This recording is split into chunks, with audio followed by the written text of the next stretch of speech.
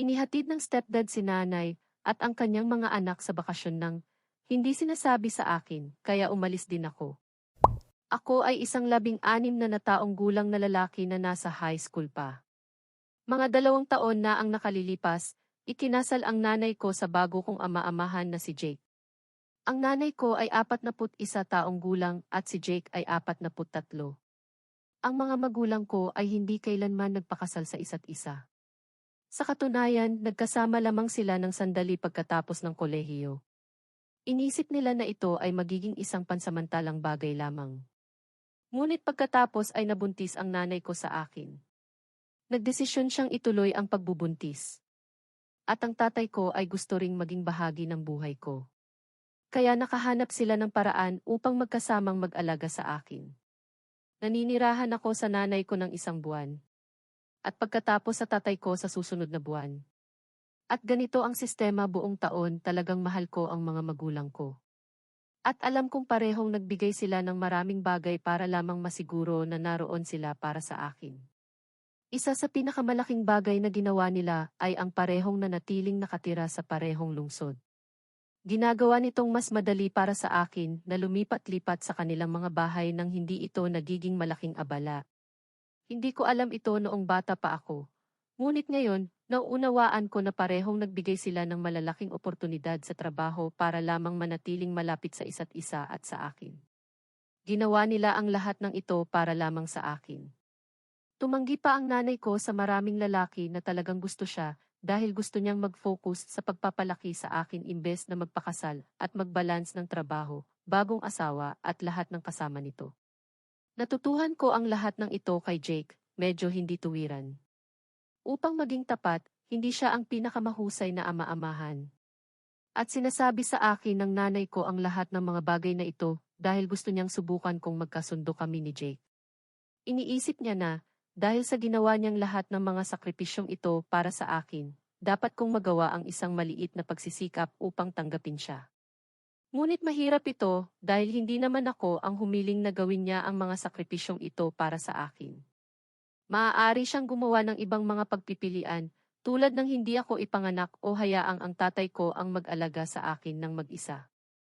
Ngunit gayon paman, hindi ko kailanman pinagtalunan ang tungkol dito sa kanya, dahil mahal ko siya at gusto ko siyang maging masaya, kaya handa akong tanggapin si Jake, kahit na hindi siya masyadong mabait na tao. At sa hindi pagiging mabait na tao, hindi ko ibig sabihin na siya ay masama sa akin sa anumang paraan. Ibig kong sabihin ay hindi niya ako gusto at hindi niya ito tinatago. Hindi ko alam kung anong uri ng 42 taong gulang na lalaki ang may problema sa isang 16 na taong gulang na lalaki, ngunit tiyak na mayroon siya.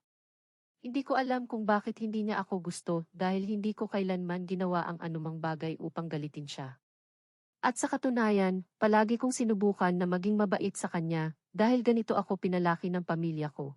Maging mabait sa lahat, kahit na ipakita nila na hindi kanila gusto, hindi siya kailanman nagsasalita sa akin ng walang galang at hindi rin gumagawa ng mga komentaryo tungkol sa akin. Ang dahilan nito ay hindi niya ako kinakausap sa lahat. Nagkukunwari siya na hindi ako umiiral sa pamilya at ito ay nagaganap na sa loob ng 3 taon. Literal na wala akong ideya kung ano ang ginawa ko upang galitin siya. Ngunit isang araw nagdesisyon siya na hindi na siya magsasalita sa akin at magsisimulang umakto na parang wala ako doon. Ito ang pinakakakaibang bagay sa mundo at hindi talaga ako sanay sa ganitong uri ng pagtrato. Para bang binibigyan niya ako ng malamig na balikat para sa isang bagay. Ngunit hindi ko alam kung ano ito, kaya hindi ko maaring itama ang aking pag-uugali dahil hindi ko alam kung ano ang problema niya sa akin. Sinasabi ng nanay ko na ganoon lang talaga siya. Wala siyang problema sa akin, ngunit hindi rin naman niya ako gusto. Gayunpaman, pakiramdam ko na kung hindi mo gusto ang isang tao, dapat may dahilan man lang para dito, lalo na kung ikaw ay 42 taong gulang at ang isa pa ay literal na 16 na lamang. Sa palagay ko ito ay may kinalaman sa pagiging panganay kong anak ng nanay ko o kung ano paman, hindi ko alam. Ngunit ang ilalim ng usapin ay hindi niya ako gusto at malinaw niyang ipinakita ito dati, magkasundo kami. Sa mga unang beses na dumating siya sa bahay, nakikipag-ugnayan siya sa akin at nagtatanong ng lahat ng uri ng tanong tungkol sa aking buhay, at ako ay napakamagalang na sumasagot. Ngunit pagkatapos ng isang bisita, nagdesisyon siyang hindi na niya ako kakausapin. Napakarandom nito at hindi ko naintindihan kung bakit niya ginawa iyon. Noong panahon na iyon, hindi ko ito tinanong dahil naisip ko na baka nakalimutan lang niyang batiin ako o kung ano paman. Ngunit pagkatapos mangyari ito ng maraming beses, naging mahirap itong hindi pansinin. Kaya tinanong ko pa ang nanay ko kung may nagawa akong mali upang magalit siya, dahil umaakto siya na parang wala ako sa bahay at tinatalikuran niya ako tuwing papasok ako sa sala o anumang silid na naroon siya.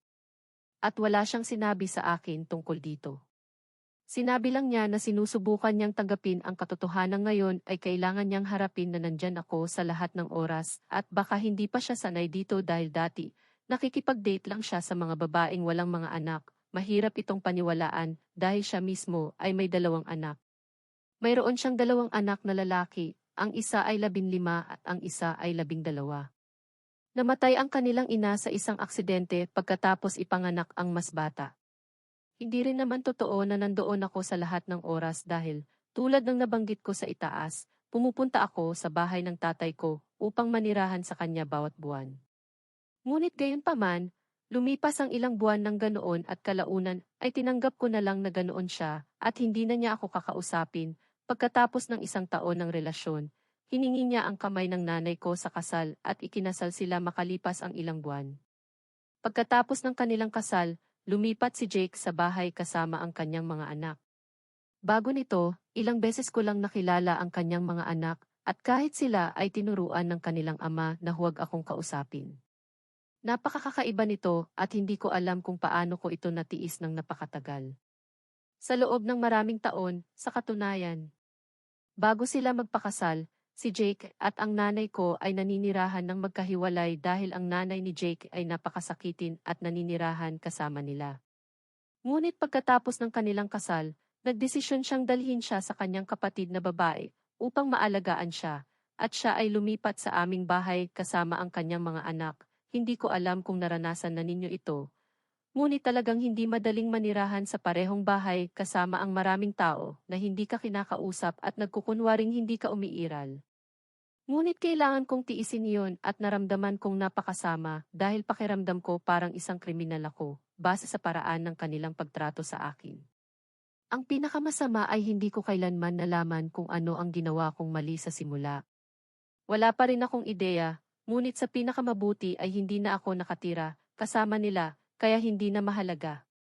Gayunpaman, lumipas ang mga taon at hindi nagbago ang kanilang pag-uugali. Kahit na sanay na ako na hindi ako kinakausap ni Jake tuwing bumibisita siya sa nanay ko, na medyo madalas at pagkatapos ng kanilang kasal, nasanay na akong manirahan sila kasama ang kanilang mga anak sa parehong bahay at hindi ako kinakausap. Sa tuwing pupunta ako sa bahay ng nanay ko, kailangan kong ihanda ang aking isipan na makipag-usap lamang sa nanay ko sa susunod na ilang linggo. Siya lamang ang taong kinakausap ako sa bahay na iyon at lahat ng iba ay nagkukunwaring wala ako doon. Parang hindi ako nakikita, masakit iyon. Ngunit gusto kong makasama ang nanay ko, kaya kailangan kong tiisin ito dahil alam kong hindi siya makikipag-usap kay Jake tungkol dito. Maniwala ka sa akin, sinubukan kong kumbinsihin siya ng maraming beses na makipag-usap sa kanya tungkol dito at alamin ang punot dulo nito o kahit man lang subukang ayusin ito. Ngunit sinabi niya sa akin na kinausap na niya si Jake tungkol dito at may ilang personal na dahilan na hindi niya maipaliwanag sa akin, kaya tinanggihan niyang kilalanin ang aking pagkakaroon sa bahay. At wala siyang magawa tungkol dito dahil naiintindihan niya kung saan nagmumula si Jake at naiintindihan din niya kung bakit ako nasasaktan tungkol dito. Ngunit kailangan ko lamang tiisin ito kung susubukan kong makipagtalo sa kanya at ipagtanggol ang aking sarili. Magiging emosyonal siya at sasabihin sa akin na ako ay walang utang na loob dahil hindi ko pinahalagahan ang lahat ng sakripisyong ginawa niya para sa akin. Kaya tiyak na maaari kong bigyan si Jake ng pagpasa para sa paraan ng pagtrato niya sa akin at tiisin ito para sa kanya. Gusto kong makipagtalo sa kanya, ngunit ayaw kong saktan ang kanyang damdamin. Hindi ko kailanman sinabi sa tatay ko ang tungkol dito dahil alam kong kung malaman niya ito, magagalit siya at tiyak na ipapahiya ang nanay ko dahil dito. Sila ay magkaibang tao at may magkaibang ideya tungkol sa kung paano ako palalakihin, kaya patuloy silang nagkakaroon ng maliliit na argumento at pagtatalo. Ngunit alam ko na ang isang bagay na ganito kalaki ay malamang na magtutulak sa tatay ko na humingi ng buong kustodiya o isang bagay na extreme. Ayaw kong magdulot ng drama, kaya't iniwasan kong sabihin sa kanya, at nagkunwaring maayos ang lahat sa nanay ko at sa kanyang bagong pamilya, si Jake at ang nanay ko ay magkasama ng 1 taon bago sila magpakasal at ngayon ay 2 taon na silang magkasama.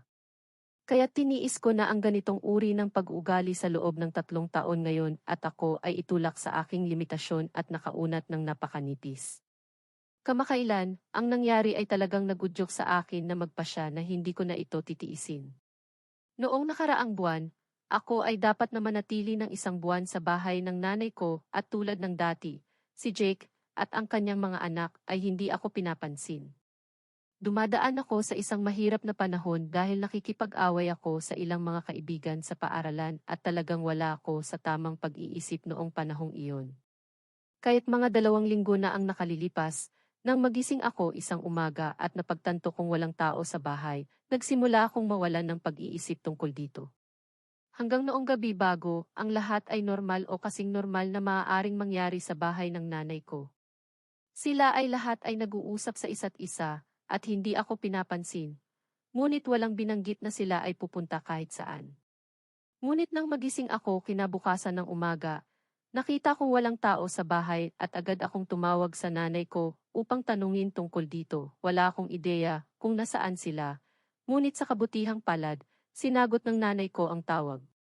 Nang tinanong ko kung ano ang plano nila, sinabi niya sa akin na sila ni Jake at ang mga bata ay maglalakbay ng ilang araw at tinanong ako kung maaari akong magbantay ng bahay. Kasalukuyan akong nakabakasyon sa tag-init, kaya wala akong pasok at hindi ko talaga kailangang pumunta kahit saan. Ngunit sa palagay ko, hindi tama na iwan ako sa bahay ng mag-isa at asahan na ako ang magbabantay nito. Hindi ako sumang-ayon sa plano na iyon at sinabi ko sa nanay ko na hindi pa ako handang manatili sa bahay buong araw at magbantay ng bahay. Sinabi ko na dapat siguro pinataas nila ang seguridad ng bahay imbes na lokohin ako para manatili sa bahay. Galit din ako dahil hindi man lang nila sinabi sa akin ang tungkol sa plano nilang maglakbay at iniwan nila ako sa bahay ng mag-isa. Wala man lang silang kabaitan na sabihin sa akin ng maaga para makapagdesisyon ako para sa sarili ko kung gusto kong gawin iyon o hindi. Marahil ay o ang sagot ko dahil bilang isang high school student, walang mas gusto kaysa magkaroon ng bahay na wala ang mga magulang. Siguro mag-iimbita ako ng ilang kaibigan at mag-enjoy ng ilang araw. Pero sobrang galit ko na hindi ko na naramdaman na gawin iyon dahil parang ginawang walang halaga ng nanay ko ang nararamdaman ko at ginawa kong parang isang tagapagbantay. Sinabi ko sa nanay ko na dapat siyang mag-sorry sa akin para dito at naiintindihan ko naman na ayaw akong kausapin ni Jake pero ang minimum na magagawa nila ay sabihin sa akin na aalis sila bago sila umalis. Hindi maganda na basta magising na lang ako isang araw at malaman na wala ako sa bahay. Sinabi niya sa akin na nagpapalaki ako ng isang maliit na bagay at kailangan kong mag-move on. Hindi na siya naghintay ng sagot ko at ibinaba ang tawag. Nang sinubukan kong tawagan siya ulit, hindi na niya sinagot ang tawag ko at nag-text na lang siya na nagsasabi na nais niyang mag-enjoy sa trip nila at kakausapin na lang ako kapag nasa hotel na sila. Galit na galit ako sa lahat ng nangyayari kaya nagdesisyon akong umalis.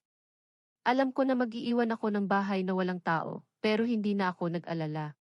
Sinubukan kong tawagan ang nanay ko pagkatapos para ipaalam sa kanya na aalis ako, pero hindi niya sinagot ang tawag ko at diretso na sa voicemail.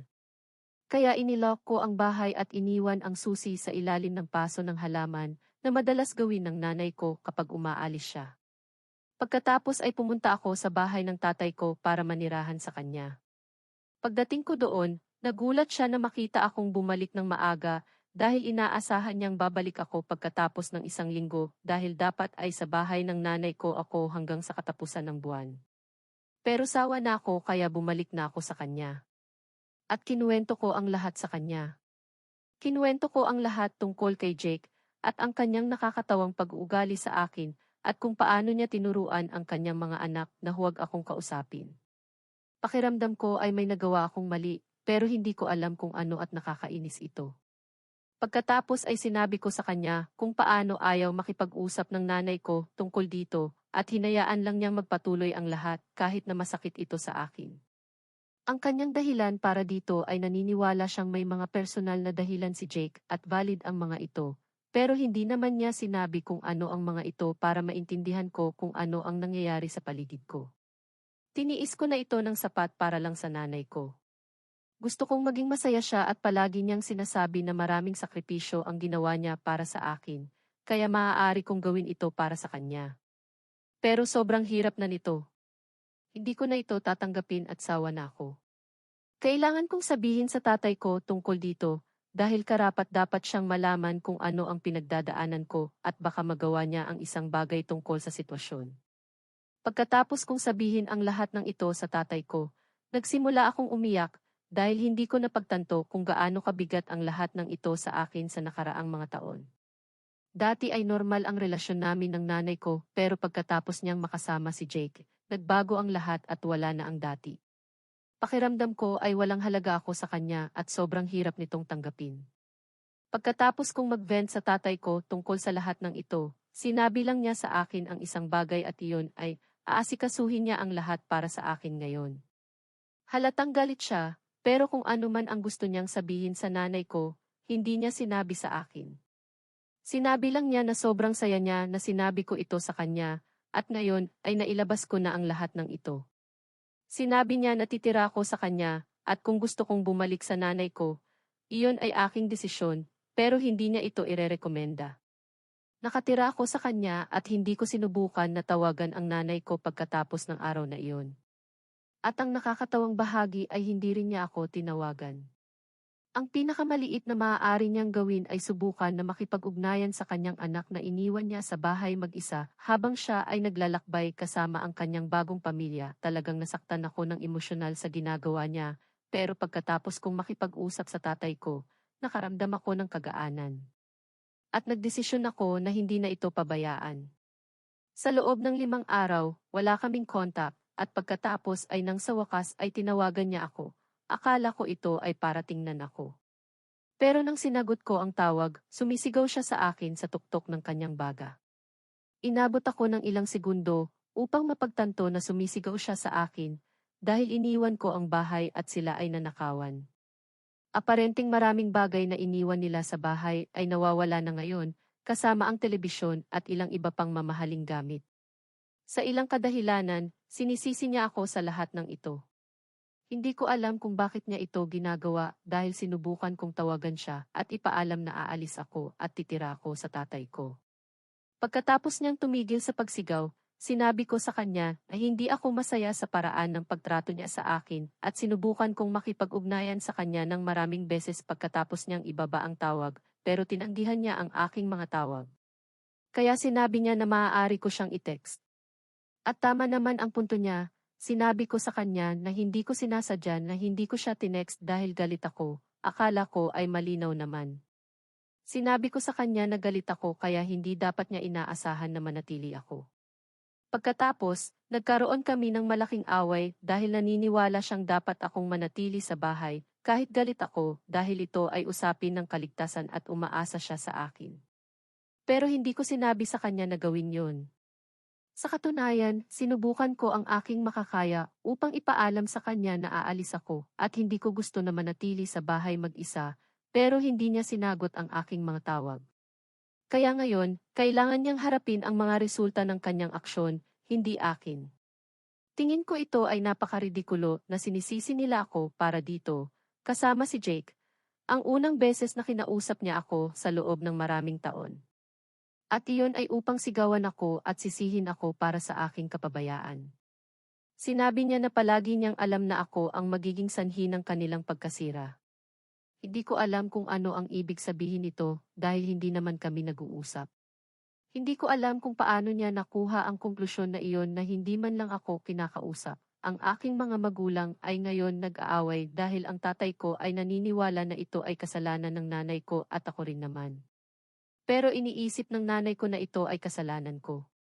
At ngayon ang nanay ko ay nagdedemand na bayaran siya ng tatay ko para sa mga pinsala dahil iniisip niya na kung ipinagtatanggol ako ng tatay ko para sa nangyari, dapat handa siyang bayaran ang presyo para dito.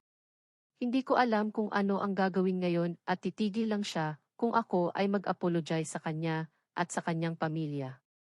Ayokong gawin yun, pero ayokong patuloy siyang guluhin ang tatay ko. Ako ba ang may kasalanan sa pag-iwan ng bahay ng nanay ko na walang tao para manirahan sa tatay ko dahil iniwan nila ako sa bahay ng mag-isa para maglakbay kasama ang kanyang pamilya nang hindi man lang ako inabisuhan.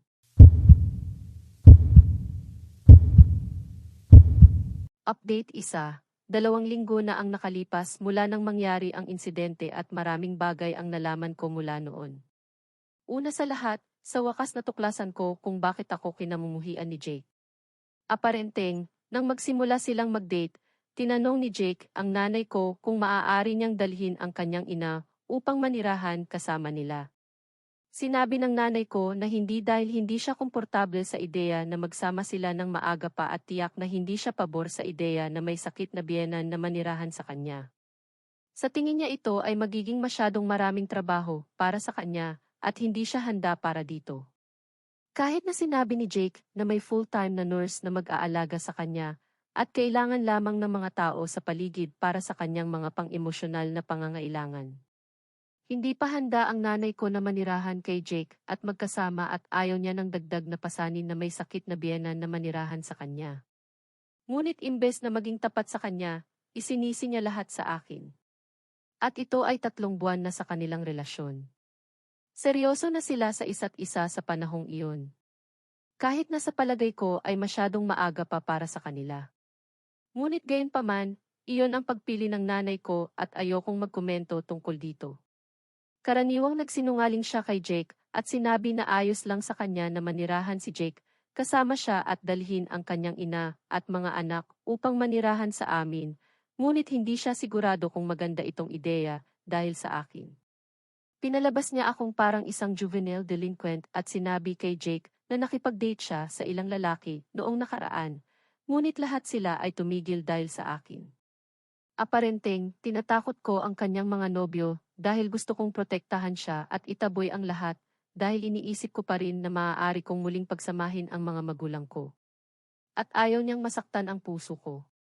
Ayaw rin niyang magdusa ang ina ni Jake dahil sa akin, dahil sinabi niya kay Jake na marami akong sinasabi tungkol sa kanyang pamilya. Sinabi niya kay JK na tinawag ko ang kanyang ina na isang walang silbi na pasanin sa pamilya at sinabi ko na kung manirahan siya sa amin, sisiguraduhin kong magdusa siya. Isang bagay na hindi ko kailanman sasabihin dahil hindi ito ang aking ugali. At alam kong walang pakundangan ito. At aparenteng tinawag ko ang kanyang mga anak na maliliit na demonyo na magpapasira sa aming pamilya. Malinaw na pagkatapos nito, tumigil siyang makipag-usap sa akin ng tuluyan dahil ayaw niyang may kinalaman sa akin. Talagang pinaniwalaan niya ang nanay ko, kahit na lagi akong umaakto ng normal sa kanya at wala siyang dahilan para paniwalaan siya. Natuklasan ko ito ilang araw na ang nakalipas, dahil pinipilit ni Jake ang nanay ko na itakwil ako at putulin ang lahat ng koneksyon sa akin, dahil sa ginawa ko at inisip niyang ito ang dahilan, ngunit ayaw niya itong gawin. Kaya sa wakas kailangan niyang maging tapat sa kanya, at ngayon ay magkahiwalay na sila dahil hindi makapaniwala si Jake na tinrato niya ako ng masama dahil sa mga kasinungalingan na sinabi ng nanay ko sa kanya dahil natatakot siyang sabihin ang totoo. Na siya ang ayaw may sakit na biyenan na manirahan sa kanila at hindi ako. Sa email na iyon, binanggit pa niya na wala siyang magiging problema kung tapat sa kanya ang nanay ko at sinabi na hindi niya kayang harapin ang isang may sakit na tao sa bahay at kakausapin niya ang kanyang kapatid na babae at titiyakin nilang maghahalinhinan sila sa pag-aalaga sa kanilang ina. Ngunit pinili niyang magsinungaling sa kanya at gumawa ng isang nakakatakot na kwento tungkol sa akin na pinaniwalaan niya at patuloy niya akong tinrato ng masama. Pinadalhan niya ako ng email upang humingi ng paumanhin sa lahat ng kanyang pinagdaanan sa akin at umaasa siyang patawarin ko siya. Hindi ko pa ito sinasagot dahil hindi ko alam kung ano ang mararamdaman ko tungkol sa lahat ng ito ngayon at gusto ko lamang linisin ang aking isipan at hindi ito isipin sa sandaling ito. Ngunit gayunman, Ito ang dahilan kung bakit tinrato niya ako ng masama sa loob ng mahabang panahon at pinayagan ito ng nanay ko. Sa katunayan, ito ay gumagana ng perpekto sa kanyang pabor, at pinalalakas niya ito sa lahat ng uri ng kasinungalingan tungkol sa kung paano ako nagdudulot ng mga problema sa paaralan at hindi niya ito kailanman kinwestiyon dahil bulag siyang nagtitiwala sa kanya. Hindi kami nag-uusap, kaya't hindi niya nalaman na ako ay talagang isang normal na lalaki at pinigilan nito ang pagkakabunyag ng nanay ko. Siya ay isang baluktot na babae, kailangan kong sabihin yun. Ang tatay ko ay ngayon ay humihiling ng buong kustodya, matapos naming malaman ang lahat ng ito at ang nanay ko ay labis na nasasaktan dahil sinasabi niyang mahal niya kami at gusto niyang maging isang masayang pamilya. Ngunit pasensya na, hindi mo maaaring magkaroon ng isang masayang pamilya sa iyong sariling mga kondisyon at sirain ang buhay ng lahat ng iba pa. Update 2, ang tatay ko ay humihiling ng buong kustodya sa akin, na isang malaking bagay na sa kanyang sarili. Ngunit hindi lamang iyon, si Jake, na kasalukuyang asawa ng nanay ko, ay humihiling din ng diborsyo mula sa kanya. Natuklasan ko ang malaking gulo na ito dahil desperadong nagmensahe ang nanay ko sa tatay ko. Karaniwang nakiusap siya na makipag-usap kay Jake upang subukang ayusin ang kanilang kasal dahil hindi niya matiis ang ideya ng pagkawala namin lahat. Ngunit, upang maging tapat, naguguluhan ako kung bakit iniisip niyang gusto ng sinuman sa amin na makialam at tulungan siya. Pagkatapos ng lahat ng pinahintulutan niyang mangyari sa loob ng maraming taon, nanatili siyang nakatayo at walang ginawa habang ako ay tinatrato ng masama. Mas masahol pa, siya ang nagpakalat ng kasinungalingan tungkol sa akin kay Jake, na nagpalala lamang ng kanilang hindi pagkagusto sa akin. Talagang masakit isipin ito, lalo na kung galing ito sa sarili mong ina. Walang sinuman ang dapat dumaan sa pagiging traidor at pagsasawalang bahala ng kanilang sariling magulang. Ginugol ko ang di mabilang na mga gabi na sinusubukang alamin kung ano ang ginawa ko upang magdulot ng sobrang galit mula kay Jake at sa kanyang pamilya. Ano ang maaari kong nagawa upang mapuot nila ako ng ganito? Ngunit sa huli, natuklasan ko ang katotohanan, wala akong ginawa. Ang nanay ko ay pinaplano ang kwento upang pagandahin ang kanyang sarili o marahil upang panatilihing maayos ang kanyang kasal kay Jake mula sa kanyang pananaw, nang walang anumang pakialam kung paano ito nakakaapekto sa akin. Mahirap tanggapin ang katotohanan ito at humantong ito sa isang mahirap na desisyon. Nagpasya akong putulin ang lahat ng koneksyon sa kanya. I-block ko ang kanyang numero, kanyang social media, lahat. Hindi ko na kaya ang kanyang panluloko at pagmamanipula. Mahirap itong desisyon, lalo na dahil sa kabila ng lahat, mahal ko siya. Gusto ko siyang maging masaya at tiniis ko ang sobrang sakit at pagdurusa dahil sa pagmamahal na iyon. Sa loob ng maraming taon, iniisip ko na mas mahalaga ang kanyang kaligayahan kaysa sa akin. Inuna ko siya, umaasa na baka sakaling, magsimula siyang pahalagahan at mahalin ako ng tulad ng dapat gawin ng isang ina. Ngunit naging malinaw na ang kanyang kaligayahan lang ang mahalaga sa kanya.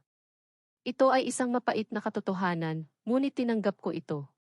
At ngayon narito ako, hindi na handang isakripisyo ang sarili kong kapakanan para sa kanya. Hindi madaling pagbabago, ngunit kailangan ito para sa aking sariling kapayapaan at kaligayahan. Ngayon pareho na kaming nakatuon sa aming sariling kaligayahan, siya sa kanya at ako sa akin. Nagbago na ang mga bagay at handa na akong magpatuloy nang wala ang bigat na iyon sa aking mga balikat. Panahon na upang unahin ko ang sarili ko sa pagkakataong ito. Update 3, kaya't ito ay nasa lahat ng balita sa aking paligid. Si Jake, ang asawa ng nanay ko, ay opisyal ng humiling ng diborsyo. Literal na iyon ang pinag-uusapan ng lahat ngayon. Ang aking pamilya, ilang mga kaibigan na kilala ng parehong mga magulang ko, halos lahat. Ngayon, ang nanay ko ay humaharap sa buong isyu ng diborsyo sa isang medyo kakaibang paraan. Sa halip na makipag-usap ng direkta sa mga tao o subukang ayusin ang mga bagay ng pribado, siya ay nasa lahat ng social media, nagpo-post ng mga malulungkot na quotes. Parang araw-araw may bago siyang malungkot na post. At alam ko ito dahil patuloy na pinapadala sa akin ng mga pinsan ko ang screenshots ng kanyang mga post. Siguro iniisip nila na dapat kong makita kung ano ang nangyayari o baka pareho lang nila itong kakaiba tulad ng sa akin. Hindi ko sigurado kung ano ang inaasahan ng nanay ko na makamit sa pamamagitan ng pag-share ng lahat ng mga malulungkot na quotes na ito. Siguro iniisip niya na makakakuha siya ng simpatiya o baka baguhin pa ang isip ni Jake. Pero sa totoo lang, ang pag-post ng mga malulungkot na bagay online ay hindi mag-aayos ng mga problema nila. Parang sinusubukan lang niyang makuha ang awa ng mga tao. Pero narito ang problema, siya ang may malaking papel kung paano nangyari ang lahat ng ito. Parang isang lumang kasabihan na akma dito. Ikaw ang naglatag ng iyong kama, ngayon ay kailangan mong higaan ito. Ibig sabihin, gumawa siya ng ilang mga desisyon, marahil hindi ang pinakamahusay, at ngayon kailangan niyang harapin ang mga kahihinatnan ng mga desisyong iyon, kahit na mahirap ito. Kaya't habang ang lahat ng mga post na ito ay maaaring magpagaan ng kanyang pakiramdam o makakuha ng pansin, hindi talaga nito babaguhin ang sitwasyon. Ang diborsyo ay nagaganap at ang mga malulungkot na quotes sa social media ay hindi ito mapipigilan. Mahirap ang sitwasyon para sa lahat ng kasangkot at medyo magulo itong makita na lahat ng ito ay nagaganap sa isang pampublikong paraan. Update 4. Lumipas na ang ilang buwan ngayon at ang tatay ko ay opisyal ng may buong kustodiya sa akin. Talagang sinubukan ng nanay ko na labanan para sa kustodiya, pero sa diborsyo at lahat ng drama na kasama nito, sobrang komplikado ng mga bagay para sa kanya. Bukod dito, marami kaming ebidensya na nagpapakita ng mga bagay na pinagdaanan ko dahil sa kanya, kaya't sa totoo lang, wala talaga siyang masyadong pagkakataon na manalo sa kaso. Ngunit ang kanyang abogado ay nagawa pa ring panatilihing tumatakbo ang kaso sa loob ng ilang buwan. Ngayon na ang tatay ko ay may buong kustodiya, hindi ko na kailangan pang bisitahin ang nanay ko maliban kung pipiliin ko. May karapatan pa rin siyang makita ako minsan, tulad ng sa ilang mga katapusan ng linggo o mga holiday.